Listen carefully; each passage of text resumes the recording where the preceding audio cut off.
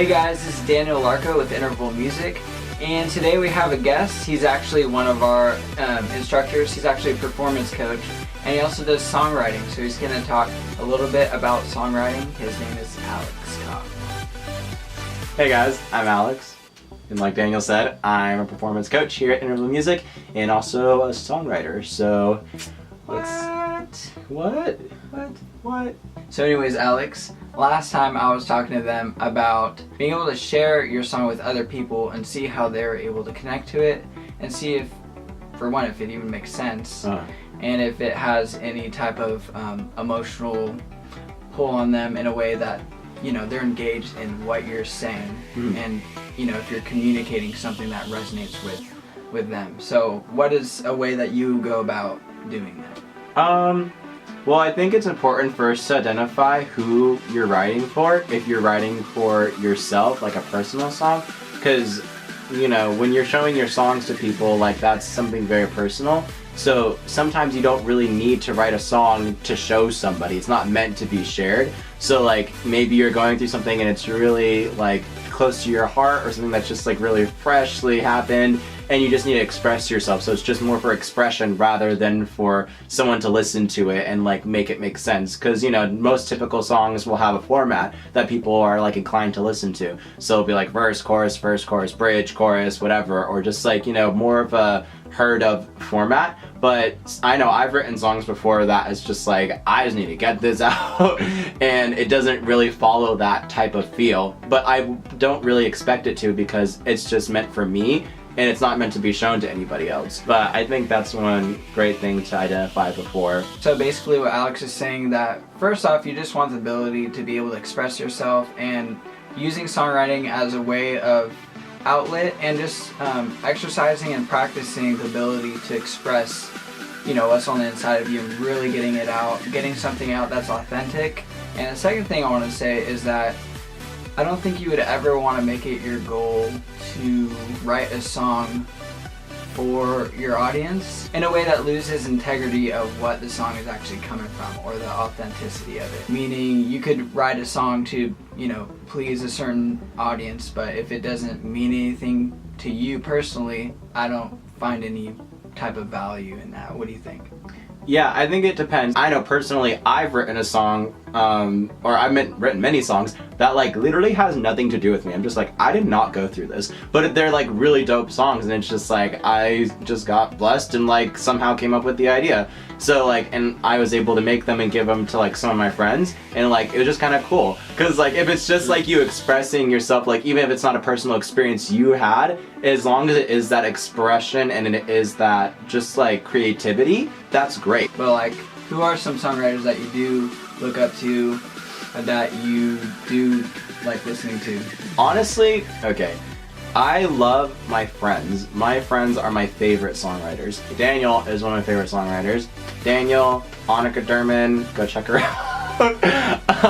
Heather Leach, Gabriel Workington, Open the can. Kayla, Renee, like these people like write really great stuff. I like to have music that is, I guess, a little bit closer to me, so I know exactly where it came from, because I know the process behind songwriting. So when I know, like, dang, like I had coffee with you, but like I know where the song came from, like also, like it's really cool. So yeah, those are my favorite songwriters. They're my friends. What is the biggest piece of advice that you would give for people watching in a way, or in the way you process your own songwriting? For my personal songwriting process, I know when I first really started writing, I just had a lot of feelings and like I just needed to get it out. I needed to write it down. I had a notebook like Daniel told you to get in like the previous episodes, and I just wrote everything. It didn't make sense, none of it rhymed, they were just one-liners. So practically, like, I would literally have just pages of just one-liners. So it'd just be like, I felt like you left me on the other side of the mountain, or I don't know. And just like, I would have the next line be like, my heart is like a closed door. You know, just random stuff. And then as soon as I finally got it all out on paper, and I was like able to look at it, I was like, okay, this goes with this, and this goes with this, and I was able to kind of piece it together into like some more like structured themes. And then from there, I started to turn to songs. More often than not, I'll have ideas and I'll write them down on my phone, and just like lyrics. Sometimes they can come to you in an instant, like melody, lyrics, like hooks, the whole shebang. And then other times it comes to you piece by piece. So just have your phone ready to, like, you know, jot down those words or lyrics or ideas, and then like voice memos always comes in clutch. So that's what I do with that. Yeah, so that's like generally how I get started, or like we'll finish them. And yeah. So what are some practical steps that you can take once you have an idea? I know for myself, I didn't always have like such a musical understanding of like instruments and stuff. Like I was just primarily singer and writer. So therefore I was very inclined to just writing a lot. So I would like write out all these lyrics, and like I would still have like a general melody involved, but then I would go to like one of my musician friends and be like, hey, can we turn this into a song? And like there would be so much I was trying to cram into just like one verse, and I'd be like, dude, this doesn't make any sense. I'd say a good understanding of music, if like you can have even just a basic like comprehension of just piano or guitar or ukulele, I think that really helps because it gets you out of the box of just staying in lyrics. And sometimes you don't need to say a lot to say a lot. Like my verses were very wordy, and so were my choruses, but sometimes like you can just have a wordy verse and just like a one-line chorus, and people are just like, whoa. Also, RhymeZone, incredible tool, website, rhymezone.com. Whenever you probably want your lyrics to rhyme usually, so definitely take advantage of that. And then Thesaurus, if you want to get out of using the same old words, then like absolutely use that. Oh, another thing to make your songs more personal is to switch the tense you're using. So instead of saying I felt like this, or like this happened to me, act like it's happening in that moment. So switch it to present tense. So instead of like, oh, I felt sad, it's just like I feel sad.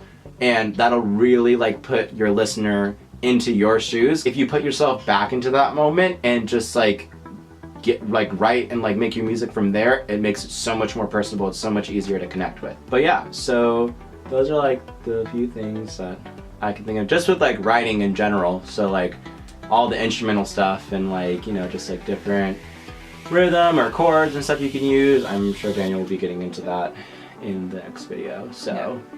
But anything you think about that? Yeah, I think I agree with the whole present tense things because it really captures the moment and puts whoever's listening to it in the moment rather than, you know, something that seems so far away, I guess. So that makes so much sense how that could be, you know, so much more impactful. Kind of what Alex was saying about all the words. Sometimes the music fills in for the words, you know. Sometimes you just need, which is something I like never knew because I was so like musically like not there. Yeah, sometimes you just need a few golden lines for the verse, and you need the music to really speak. You know, really using the music to emphasize what you're saying. And we're going to talk more about that, using the music kind of as a frame that's going to, you know, push what you're saying in the forefront. So stick around for the next videos as we keep on this songwriting journey, and we'll see you guys next time. See you guys.